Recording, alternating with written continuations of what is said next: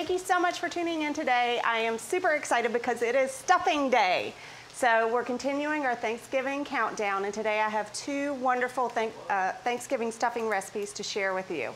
So the first step is a very classic recipe. It is, let me make sure I have the recipe title correct, sausage, apple, and herb stuffing made with sourdough bread, apples, and Italian sausage. So very classic. I have some stuff already started here in the skillet. I have browned off the sausage here. We have 6 ounces of sweet Italian turkey sausage. If you like a little spice, you can use hot turkey sausage. Sorry, not turkey sausage, pork Italian sausage. You can also use turkey Italian sausage if you'd like, but just know our numbers are based on pork.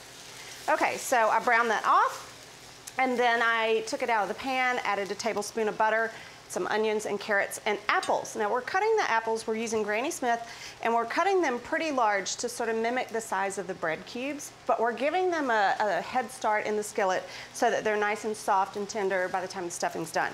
So I'm just gonna show you my sort of quick, like, I don't know, when I'm in a hurry, I cut vegetables and fruits the fastest way I know how. So instead of cutting out the core, I just cut off 4 sides of the apple.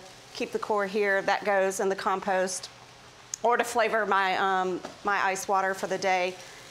And then it just makes cutting the apple much quicker. So cut those a little small, but they're going to be in about 1-inch cubes, again, to mimic the size of the bread. They're sauteing here in the skillet.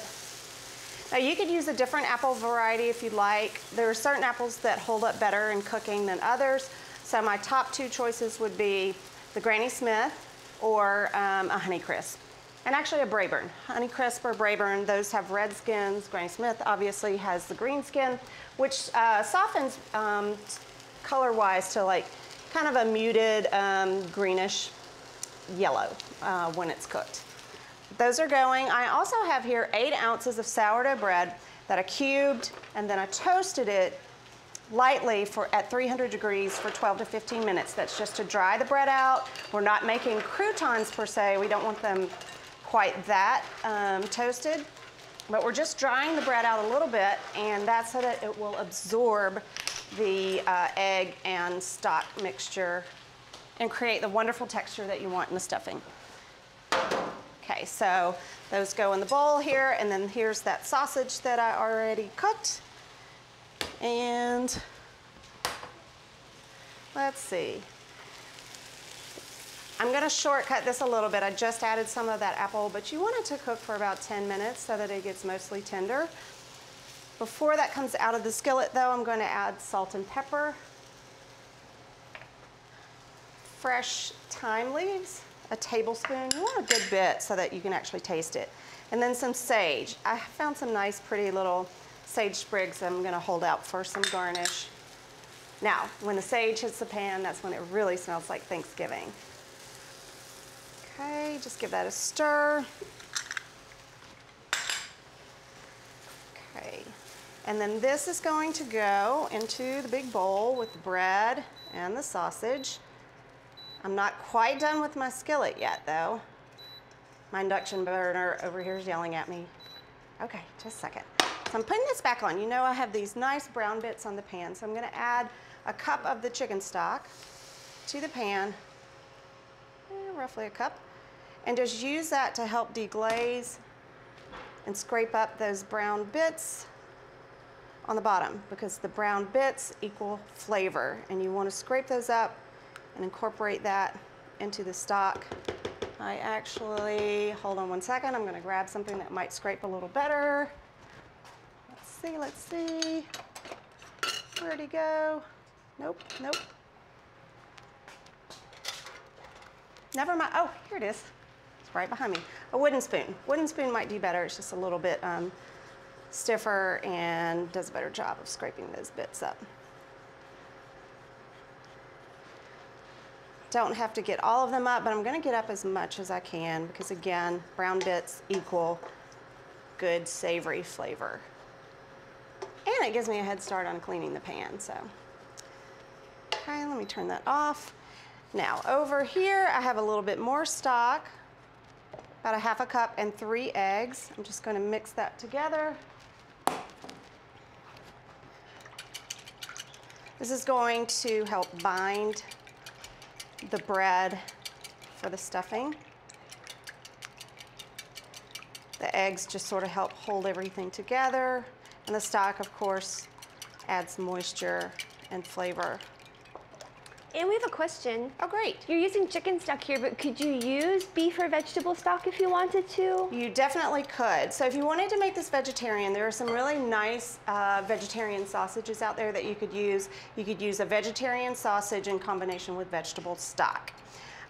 Beef broth will have a pronounced beefy flavor, so just be aware if you use that instead of chicken stock, you'll notice the taste.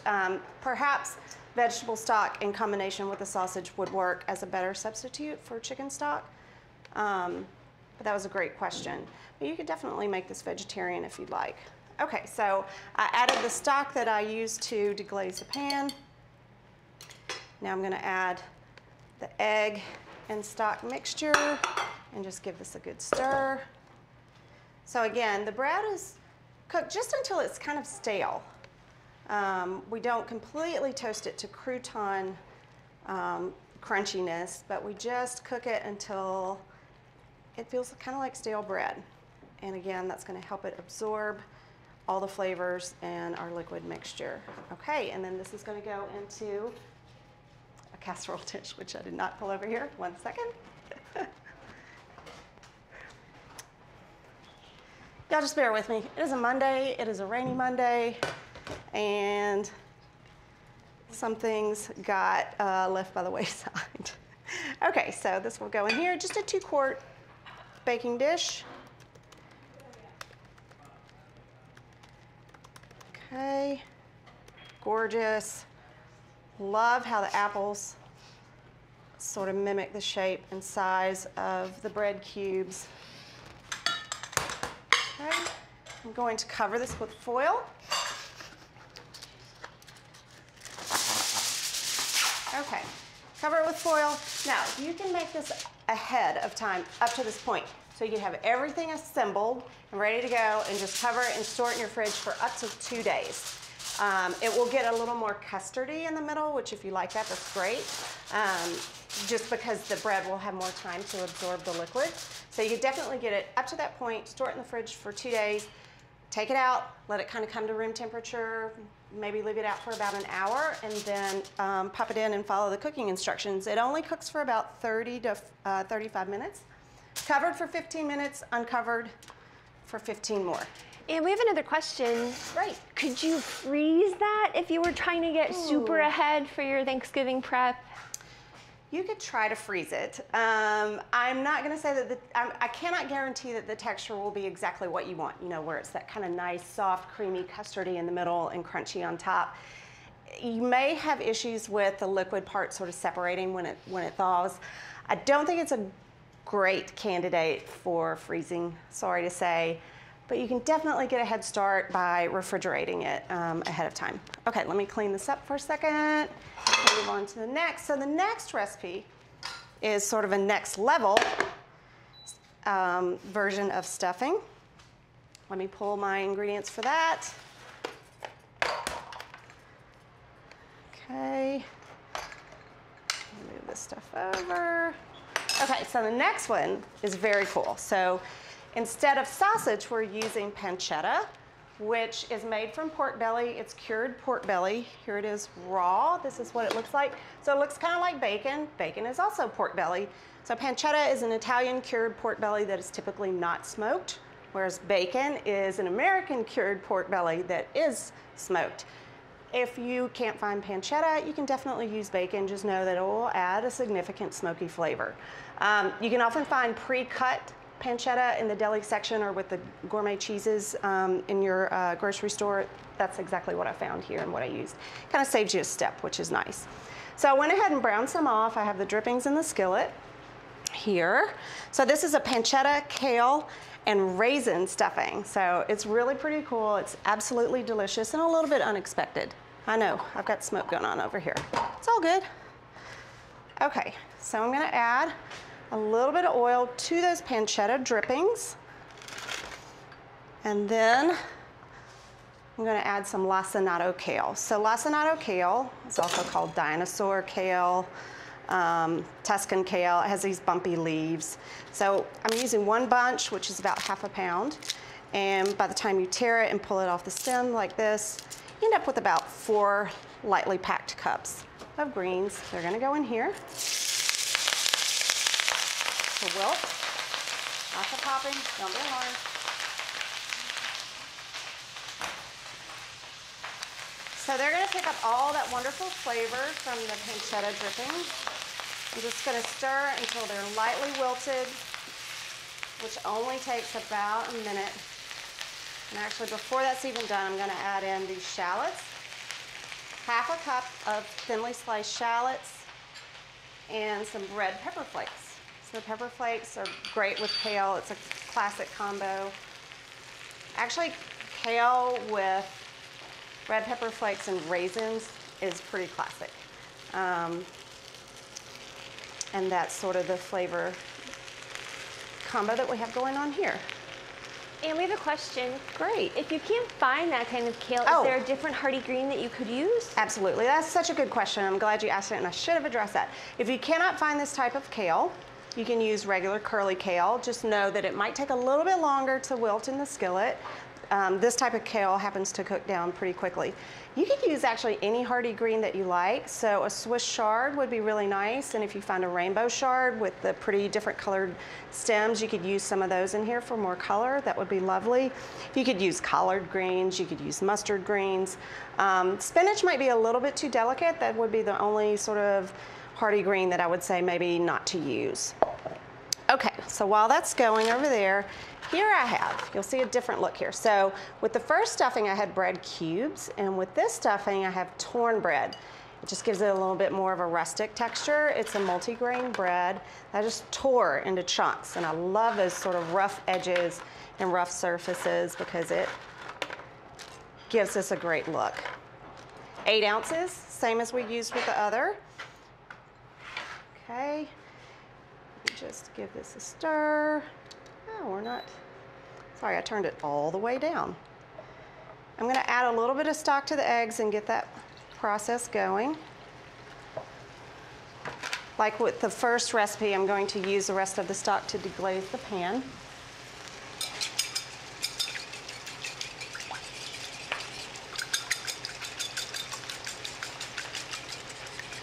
Okay, I'm going to go ahead and stir my cooked pancetta here into this bowl with the bread.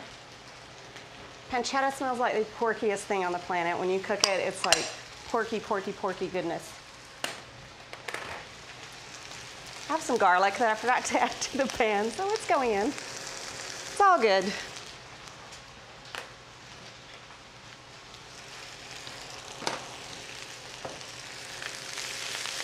Ooh, now that is smelling very, very nice. So I love the idea of having the greens in here in the stuffing. Just adds a great color, great flavor, great texture. Okay. I'm actually gonna pull these out now, add them to my bowl. Oh, actually, sorry, forgetting. Sherry vinegar, a little bit of sherry vinegar. So you'll see this is kind of going with that whole like kale, red pepper flakes, and golden raisins combo. The sherry vinegars goes very well with those flavors. I'm just going to pull these out, add them to my bowl because everything gets mixed together. The great thing about this recipe is that we're going to bake it right here in this cast iron skillet, so it sort of saves us a dish. So I'm going to try to pull most everything out of the pan and then deglaze with some chicken stock. This one didn't have a lot of brown bits on the pan, but there's enough to kind of get a few things pulled up from the bottom. Okay. Stir, stir, stir. Have a little salt and pepper that's going to go in here. Go ahead and pour on this egg mixture. It all gets combined, it all gets mixed together. And then my hot liquid from this pan. Good thing about some cast iron skillet designs, they have a little spout. It makes it easy to pour. Okay, and like I said, we're gonna bake in that skillet, so I'm gonna keep that right there, close by.